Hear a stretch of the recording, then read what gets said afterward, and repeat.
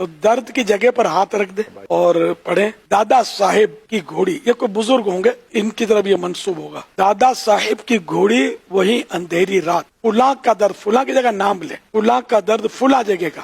مثلا زید کا درد سر کا جائے، سر پہ آپ دم کرنا چاہتے ہیں تو یوں کہیں دادا صاحب کی گھوڑی وہی اندھیری رات، زید کا درد سر کا جائے، یہی لگی میری آس. یہ اصل بزرگوں کے الفاظ بعضوں کا تاثیر کا تیر بن کر درد کو توڑ پھوڑ کے رکھ دیتے. کی گھوڑی اور اندھیری رات، اس طرح کے جھاڑ پھونک قرآن و سنت کی روشنی میں کرنا کیسا ہے؟